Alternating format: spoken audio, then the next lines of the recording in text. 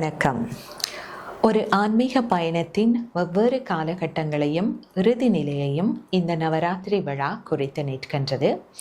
இந்த விழா 3 பகுதிகளாக பிரிக்கப்பட்டிருக்கின்றது. முதல் 3 தினங்களும் துர்க்கைக்கும், அடுத்த 3 தினங்களும் லக்ஷ்மி தேவிக்கும், இறுதி 3 தினங்களும் சரஸ்வதிக்குமாக 9 தினங்கள் வகுக்கப்பட்டிருக்கின்றது. ஆரம்ப நிலையில் நாம் ஆரம்பத்தில் அடியெடுத்து வைக்கும்போது முதலாவதாக செய்ய வேண்டியது நமது பலகீனங்களை நாம் களைய வேண்டும். அதற்கு அழித்தல் கடவுளாகிய துர்க்கையின் துணை வேண்டப்படுகின்றது.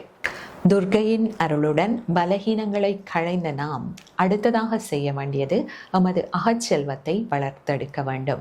இந்த அகச்செல்வம் என்பது எந்த அளவுக்கு நம்மிடம் இருக்கின்றதோ அந்த அளவுக்கு ஆன்மீகத்திலும் நாம் முன்னேற முடியும்.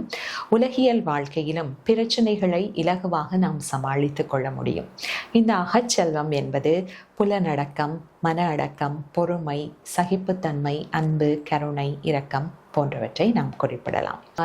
லக்ஷ்மி தேவியின் அருளை பெற்று அகச்செல்வத்தை வளர்த்து கொண்ட நாம் அடுத்ததாக செய்ய வேண்டியது ஸ்ருதி மாதா சரஸ்வதி தேவியின் அருளை வேண்டி ஆன்மீக ஞானத்தை தேட வேண்டும்.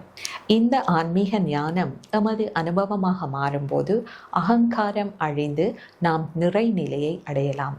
அது இறுதி நாள் விஜயதசமி என்று அழைக்கப்படுகின்றது. நன்றி.